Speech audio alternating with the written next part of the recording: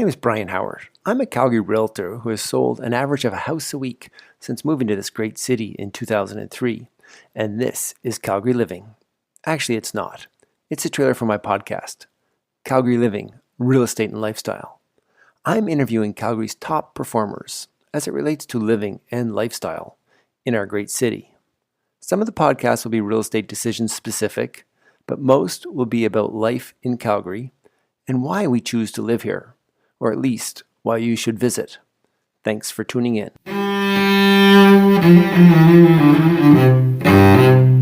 On today's podcast, I had the pleasure of interviewing my neighbor, Brendan Rothwell. Brendan has 4 tracks currently on the top 100 songs of last year. Some of these titles include What I Love, Keep On Keeping On, Your Move, This Is Love, and Sentiment. Enjoy this great conversation with Brendan as we explore why he came to Calgary in 2005, why he's staying, some of his early music education, and just his passion for this city and this place. Hope you enjoy the show.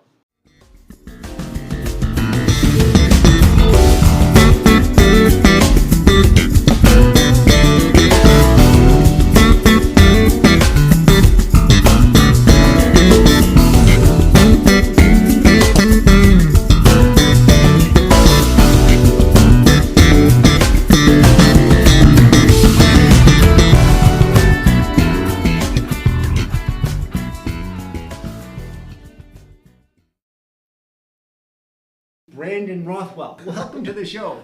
Brendan, we'll start out with what strikes you most about living in Calgary, and maybe particularly Marda Loop area? Sure.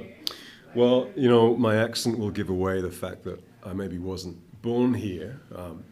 So I'm from the UK originally, and I lived in London from my late teens until mid-30s. So my wife, Lisa, and I both moved here in 2005.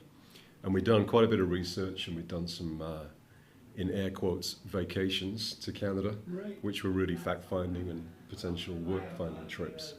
We hit Calgary a couple of times. We did a weekend in Toronto from London, which was crazy, but we managed it. Yeah. It was 35, right? Can do that, yeah, we did Vancouver, and everywhere is cool, and all the people here are cool because there's a lot less of us, which is a very attractive thing if you come from 9.5 million people in London. Right, a lot less people, you say? Less people, more space. We don't get in each other's way. It's not as, crazy. Yeah. We landed on Calgary for a number of reasons. We had some friends that were already based here. I had a couple of opportunities, landed here in 2005, and kind of never looked back, It's a big deal. We originally were based in Tuscany for a whole schwack of reasons. Beautiful part of town, not right downtown, which for us was appealing at the time. As life goes on and life gets a little bit more involved, we decided that nearer downtown would be more useful for us. So we spent probably 6 months kind of looking around most of the areas that would be obvious. Altadore had always been attractive, for sure, and we were able to get in here in 2013. So, yeah, so we bought a place that was actually a new build, but it wasn't an activated corner lot. It's it's an infill. Right. I think quite an attractive infill. Nice. Of course. And so we're on 18th Street, and we use the local area all the time. We do the River Park walk every weekend. We go from home to Britannia. We'll actually walk to Sunterra and Britannia and back and bring some groceries in. Nice. Just to, now we're not in our 30s anymore, right? Yeah. And it's cool, but it seems even now still a very calm neighborhood, right? Yeah, there's stuff going on with the infills on the end, and the bungalows are moving, and the whole dynamic is shifting a little bit. Right. But it's not in the core, and it's not right out in Tuscany, and it has its own feel, for sure. Very good. Okay. And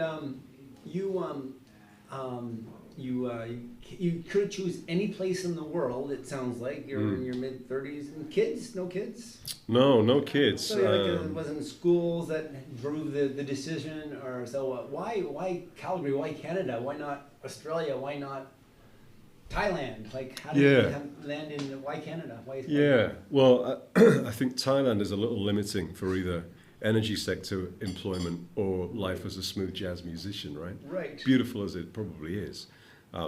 Australia has an appeal, but it didn't have quite the appeal of Canada. And I think that, you know, even today, despite all the crazy politics in the world, here, south of our border with the US, look at the UK and Brexit, right?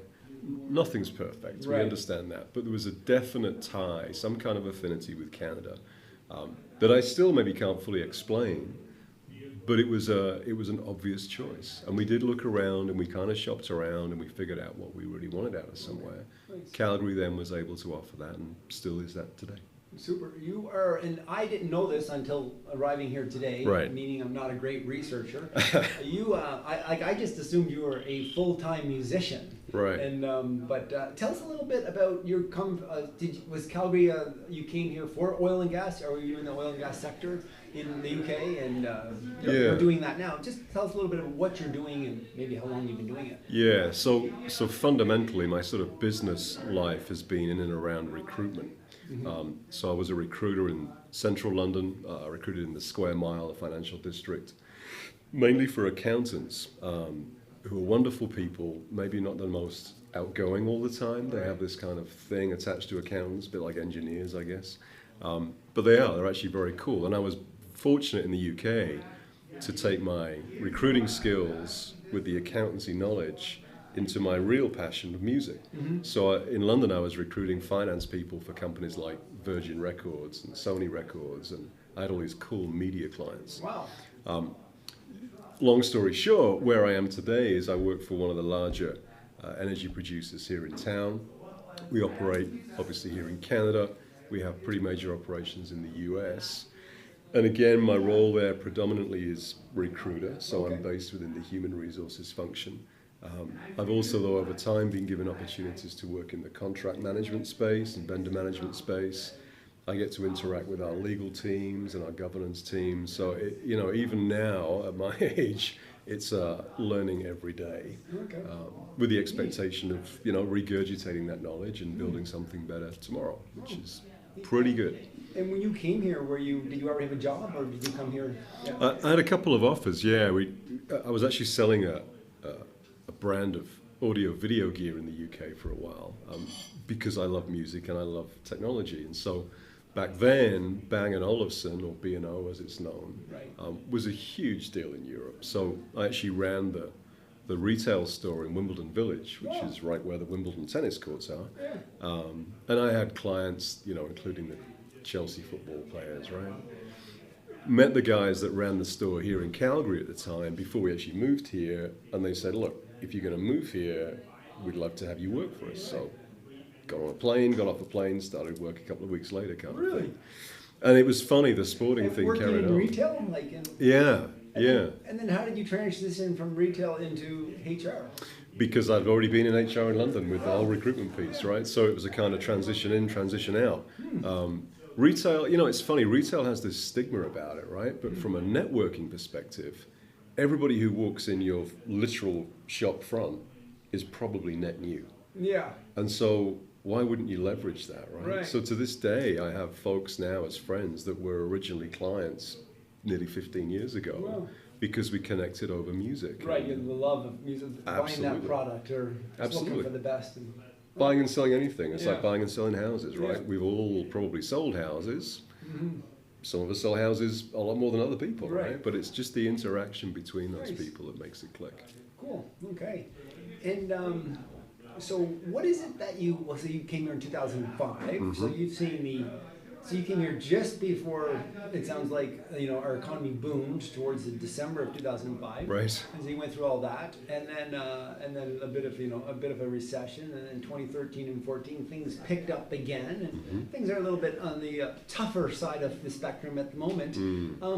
I guess how is that affecting you, and maybe leading question, what do you love most about Calgary, and what don't you like about Calgary? Well, I don't think it's I don't like piece. I think it's an accepting piece. It's the volatility of our little economy within Calgary because we are so centered on the energy sector. Yeah. I don't necessarily think it's a problem, but it's definitely something that you have to accept and ride with, right? If energy's up, everyone's happy. If energy's down, nobody's happy. If Trump launches an attack like he did this morning and oil goes up, there's no simple solution to that, right? Right. But I think overall, despite the rough time we've had as a city and as an economy the last 4 or 5 years, there is a resiliency here that is very positive. Mm-hmm. So even when it's a dark day, even when there's been layoffs across the energy sector in downtown Calgary, that's tough for sure. However, we do have the benefit of we're in Canada. Mm-hmm. We are a generally pleasant people. We have beautiful blue skies, and life could be a lot worse for sure. Right. Interesting. This may be kind of a funny question. And just this morning, my wife and I are sitting at the breakfast table, and it occurred to me recently that in St. John, New Brunswick, they are importing, I'm going to say 250 million barrels of oil a day from the Middle East to refine.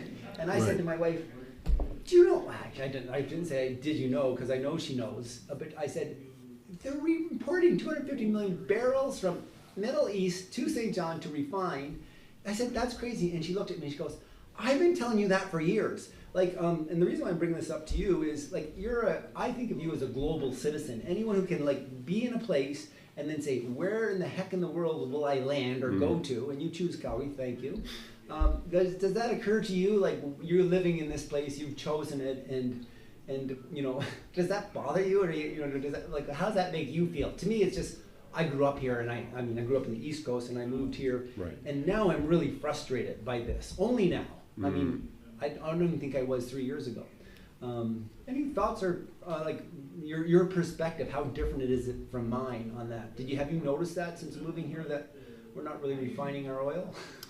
Yeah, and I think that this whole argument has come up time after time around access to markets, right? Mm-hmm. I think there's also an argument to say, well, define your market. Yeah. Because the Middle East did a very good job of defining their markets, plural, right. And they continue to service those markets day in, day out. We have some challenges within our own country right now, politically for sure, but again, no country's without those challenges. There's also some geographical constraints to what's going on because there's some financial constraints. But if you go back 3 to the political constraints and start to resolve those, the rest would actually start to flow a little easier, as with the oil. Right. We have great opportunity. There's some West Coast things happening right now that are really going to start to stir the market. The pipeline issues that are talked about, you have to understand and accept that the media will take reality and spin it for the purpose of sales.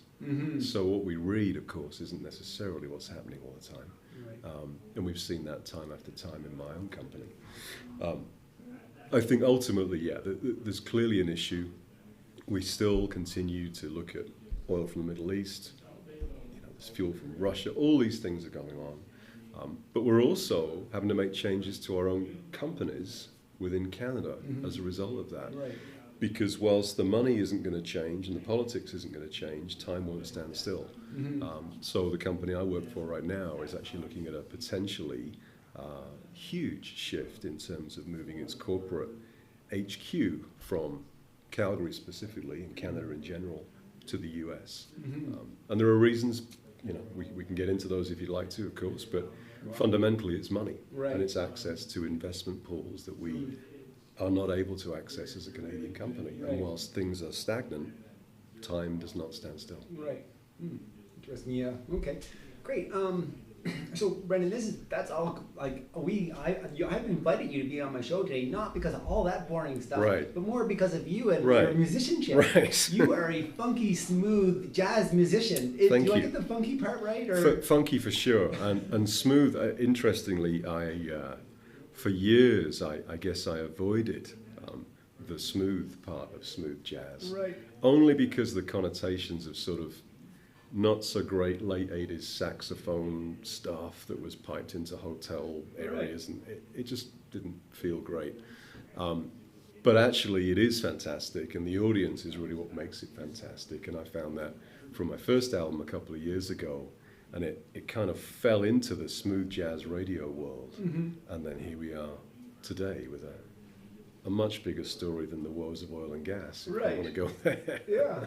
And so tell us a little bit about some of the albums that you've produced. Maybe in the last 3 years, you've had some great success. Yeah. Like some international acclaim. Yeah, thank you, and thank you.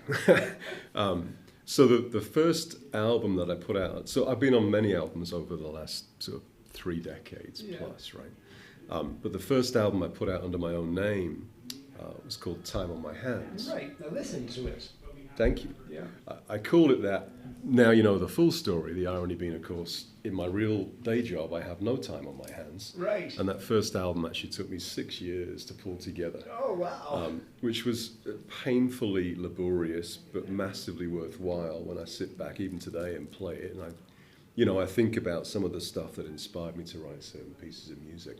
What happened with that album, a buddy of mine back in the UK, a guy called Miles Gilderdale, Miles is the front man for a huge smooth jazz act called Acoustic Alchemy. Okay. I've known Miles since mid-80s, so a while. And Miles heard what I'd done and said, we should probably get some folks listening to this in the world of radio. Great, I said. Yeah. Anyway, long story short, on that one, he hooked me up with a couple of contacts in the US. We flipped over some digital files. They came back and said, where have you been? We want this. And so that album got, I think, number 2 on the smoothjazz.com global chart. It landed on a bunch of the best of 2017 charts as well. And that was partly my inspiration to say, well, probably I should do some more of this and get it released. Nice. And then I was able to pull together a full album, as in 11 tracks, which is what the Sentiment album became. Sentiment. Somehow I did that in addition to my real full-time day job in 6 months. Wow. So it's almost twice the length of the first album. It's far more complex in terms of the acoustic engineering side of it. Right. Are you doing the acoustic engineering yourself, or is that? Yeah. You're doing it all. You're a musician, acoustic engineer, producing the thing. Everything. Wow. Writing and recording. So, album 1, I was very fortunate. I was able to connect with a guy called Pooji Bell. Mm-hmm. Pooji Bell, for those who don't yet know him, you need to. He's a wonderful drummer from the US, and Pooji actually played for a bass player called Marcus Miller. Marcus Miller, for those of you who don't know, you should.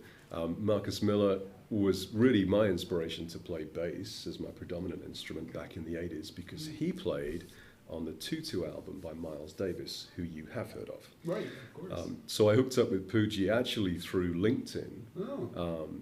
And I guess he thought I was some kind of business guy. And I said, well, I am, but I also want to do this. And so, a PayPal account and a Dropbox account. He records his drums, flips them over, and that became the first single, which was This Is the Love. Wow. And This Is the Love then went on to win the YYC Music Awards People's Choice in 2017. Wow. Yeah. That is awesome. Kind of a cool year. Yeah. Very good. Wow. And so, and would you ever perform these live? Yeah. Where can Calgarians go see it, or when's next? Well, right now I have nothing planned right now, because I've actually been focused on the marketing of this thing, because it's great to write a track that's okay, and then you can go and record a track and make it okay or better, and then you can release it and hopefully it does well. Then you've got to market it. So I've been heavily involved in that really for most of last year. My plan at this point is to pull something together live in Calgary, probably late spring, early summer. Nice.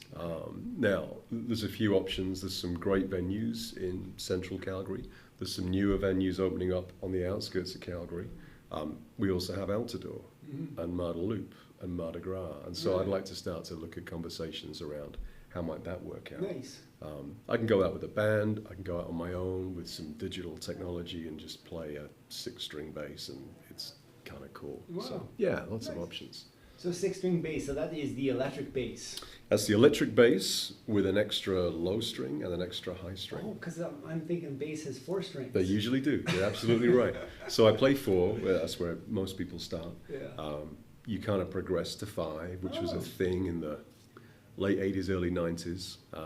Still is, obviously. And then 6-string bass is really this concept of extended range. So you're playing bass lines, and then you're playing beautiful low bass lines, but Right. you're also able to get up into sort of guitar range and play lead bass, which is really how my sound has evolved. So Neat. guys like Marcus Miller, he's mainly a 4-string player. Another name for you is a guy called Stanley Clark. Back to late 70s, these guys have been around doing their thing. And fundamentally, the concept hasn't changed. It's just the sounds we have available and the technology, right? In the 70s, it was tape, and editing was a Chinograph pencil and a razor blade, and hope for the best. Now it's Control V, Right. or Command V, depending on your operating system. Okay. So it's insanely fast if you want to get into that space now. It's it's cool. Nice. Okay. And we'll include some links to the show notes on all of this stuff, and you can help me with that if you Absolutely, would. I will do Appreciate that. And so maybe kind of coming a little bit to the end of our interview, Brandon, really excited to hear about the. Well, actually, I have this question that I want to ask. Did you grow up as a musician? Was music lessons in your home? Were you classically trained, or were you like? How did you learn on Guitar Hero? I understand some people do. But Right. How did you learn to be a musician? Well, Guitar Hero, I'm a little older than Guitar Hero. Okay. And there are folks out there, both sides of the water, that would probably argue that I never actually grew up. But on the basis that I maybe did grow up, I started actually at the age of 2 playing piano. So Piano? My mother actually still is a concert pianist. Huh. And my father was a music publisher. Oh, wow. Okay. So the odds are you're probably going to end up in the music world, right? So I started on piano. I got into continued piano when I was playing violin, I think from around 5 years old, maybe 6 years old. And I actually got a scholarship. So my schooling, my education from the age of 7 to 11 was in actually a cathedral. Music school? Yeah, York Minster. Wow. So York is kind of northeast UK. It's a Roman city. It's like a walled Roman city, the real thing. And the Minster is the oldest Gothic cathedral in Europe. There's actually been a church on that site since AD 79. Wow. Most people here, when they hear my accent, think I said 1879, but no, AD. Wow. This is York Minster. York Minster, yeah. Worth a Google search. Do you know, I'm going to just say this now, and I may have to edit it out, but my wife is also a musician, and she used to teach at Central Memorial Performing Arts. And I think she brought a group of students to the UK, and it seems to me that is it possible she could have brought that group to the York Minster? Absolutely. Okay. Well, Absolutely. I'll find out this afternoon. It's a world-renowned Yeah. cathedral environment. Right, okay. But it was obviously very strict, very classical education, predominantly music, but with every other academic subject that you would need at that time, including Latin. I also sang in Latin. It comes in very, very handy here in Western Canada on a daily basis, obviously, but not really. I can still It's conjugate fascinating. verbs. So that all happened, and then going back a couple of questions, in the mid-'80s, I heard this album by Miles Davis, the Tutu album, and specifically and predominantly heard Marcus Miller's bass, and that's what kicked me in. So, Really? And then this is the direction you knew you had to go to? Had to. It wasn't even a discussion with anybody else or myself. It was, that's my musical voice. Really? Right? Even though I'd sung, played piano, and all this wonderful stuff, I see that now as really just a training point to get to 1986. Wow. The bass. Wow. Go. So I'm curious, from what I know about music and the musicians, like the jazz pursuit is like, as far as I know, and I could be completely wrong, is like the least paid profession of. Is that true? And what did your parents think of you heading down the bass route as they both being musicians? I'm just curious. Yeah, it's a tough one. I don't know if the jazz musicians are the less paid. Yeah. I don't think that musicians, in fact, I don't think that creatives in general are paid as they should be. Right, I agree entirely. Right. That's why I bring it up. Yeah, I mean, I also think it's tough to say a piece of art is worth, whatever, $50,000, but the person that made it, $3,000, that's tough, even as somebody who's worked in retail. It seems a little more acceptable, though, to pay for art than, pay for, well, I don't know, but I mean, there's just a few, what is it? Is it 2% of musicians actually make it and make a career out of it, Right. and then the 1%, are extremely, wealthy, I suppose. But yeah, jazz musicians, I think, is more of a challenging versus, well, maybe a classical pianist or even a great violinist or whatever. I think it's also partly down to audience reach. But and you were young and that age, and your parents said, "Oh, he's going for jazz."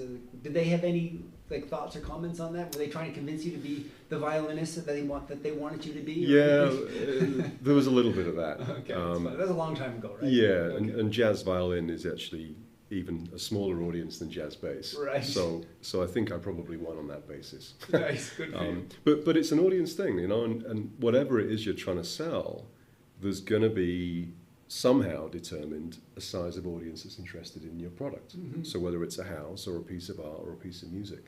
The huge shift, though, for music in general, but specifically to jazz, is this move away from tangible, so vinyl or cassette or CD, to the intangible of MP3 and downloads and streaming, Right. which from a reach perspective are fantastic, right?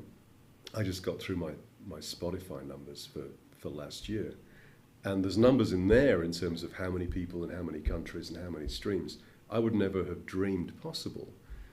The downside is that because it's intangible, the money is equally slim. Right. That's what is really hurting that industry. So that is the musical equivalent of Right. pipeline constraints, right? Right. All right, You've got right. this product, and there's a market somewhere, but how do you reach it? Right. It's almost impossible. Interesting. That's a whole other conversation that maybe we'll have part 2 on. Sure. But can our listeners follow you on Spotify? Or how does this work these days? Actually, when I was like, oh, I should listen to some of Brandon's albums before I interview you today, I don't remember exactly what I did, but I think I went to Spotify, Right. maybe a link that you sent, or maybe I actually went to your Facebook page and clicked it, I think, Right. and it brought me to my, I have Spotify, I have Amazon Music, I sometimes have SoundCloud, I don't really know how it works. How is the best way to follow you and listen to you in this day and age? At this time? Well, the listening piece is pretty easy. I mean, because we're digital and because we can do stuff at the speed of light, it's everywhere, literally. Yeah. So we need to search you, right? Yeah, it's all under my own name. There's no sort of band name. So just search first name, last name on Spotify or iTunes, Apple Music, Right. Amazon, all those places. Also, things like Instagram, right? So I have Rothwell Bass. You can find me on Instagram there. Nice. That tends to be mainly music stuff, although there's some funky shots of downtown from a high rise that I might occupy 5 days a week. All right. Our recent trip to Jamaica, Okay. things come up, right? Right. But it's a cool way to interact, and certainly I encourage contact from people. I know, some creatives think they're reclusives or whatever it may be. No, clearly not. Nice. I'm quite happy to chat, and we've Reach had we've had some amazing interactions with folks all around the world in the last couple of years, both for me and for Lisa. I mean, they want to get involved and understand her, and we've had people thanking her for sharing me with them musically, neat. which is kind of encouraging. What does Lisa do? She actually also works in human resources. Okay, neat. So, yeah, she's a long history of that. She was in a similar kind of role in the UK. She used to work for one of the huge healthcare providers in the UK in HR, and then has been in and around the energy sector here in Calgary pretty much since we moved here. Right. Senior HR positions, and right now she's advising sort of C-suite members of an organisation around things like organisational planning and 2020 planning and Neat. Okay. 2025 planning and Oh, how do we okay. get there. So Good. yeah, it's pretty cool. Good. Just a couple more questions. Why or why not are you staying in Calgary? Well, why am I staying in Calgary? Why are we staying in Calgary? Because we love it, quite honestly. We are proud now to say that we are, I guess, naturalized citizens of this country. It's a huge deal for us. We attained that status back in 2010.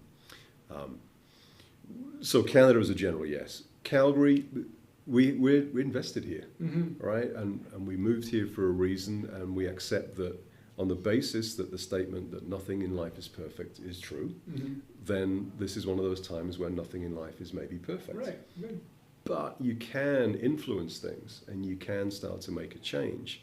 And it's not only, volumes of numbers or volumes of voices, but it's attitude and it's approach. And both of us actually, we still see that here. We see enough hope in people and how people operate. There's crime. Sure, there's crime everywhere. Is there a rise in crime? Some types of crime, for sure, but it depends again on the media and what they want to spin and tell you how good or bad a place is. But we have no intention of moving away from Calgary, and specifically this little piece of Calgary. Nice. It's been good to us. We do what we can to help and support it, and so we don't want to make any changes there at this point. Nice. Okay, so last question, I think. What advice would you give your younger self? Well, that is a potentially loaded question. And I'm curious, as I ask that, like, you're obviously talented in your downtown job because you've kept it in human resources. I don't know how many people are recruiting these days. Right. But then the second thing is you're obviously talented as a musician. Like, could you have gone and been a musician your entire life and like been a rock star around the world? Like, actually, so you get to answer the question. Right. Yeah. But I'd like to hear about that. So what advice would you give your younger self, Brandon? I think I will be absolutely open with you on this, and I'll give you a very short answer and explain why. It's 2 words, and my advice would have been, be bold. Nice. I think as a teenager, for a variety of reasons, I had some ideas, and I wasn't either capable or maybe just confident in myself at the time to put them into practice. I have been playing music now for 48 years, I guess. It's quite a while. And it's only the last 3 years that music has been realized by a large audience. Arguably, I could have done that sooner had I been bold. But what I was doing at the time was what I'd basically been trained and brought up to be, which was restraint and learn your place and learn your skill and learn your craft. So I think I would answer it that way, but I think I have the benefit of maybe not being too bold in my teens, biding my time. Right. Hopefully you have more time left and we can do more of the music over the next X years. Wow, that's great. Thank you. That's great. So Brendan, last thoughts in terms of people can reach you, I guess, what are some of the easiest ways? You mentioned Instagram. Tell us the account name again. Yeah, so Instagram is it's at Rothwell Bass. The easiest way to reach me, quite honestly, wherever you are in the world, is through my website, so brendanrothwell.com. That has news of any live work I'm doing. It has news of news. There's a contact page, so people can literally just jump in there, fire an email, and unless I'm in a high-rise downtown, I'll probably get back to you within a couple of minutes. Right, wow, okay. But all my music's available, as we talked about, on all the platforms. Physical CDs as well. I will plug this because the jazz audience is one that does still like to buy the product. Oh, okay. So there's a website called cdbaby.com. And these guys, they're based in the US. They carry every type of music.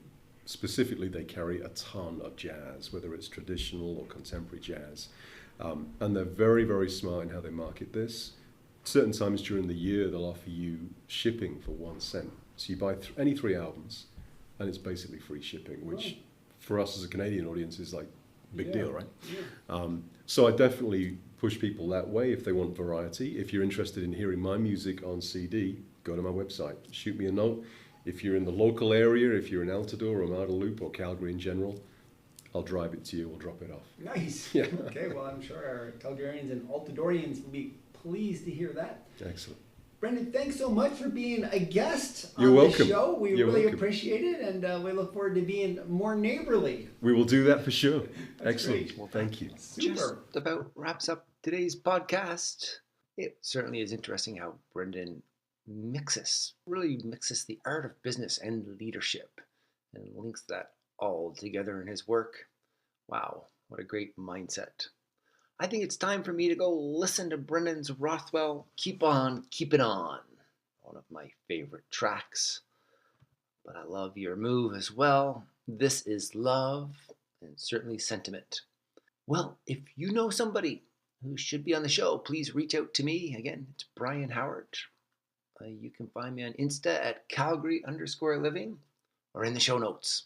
And all links are provided in the show notes. Check it out. Wishing you a happy and prosperous 2020.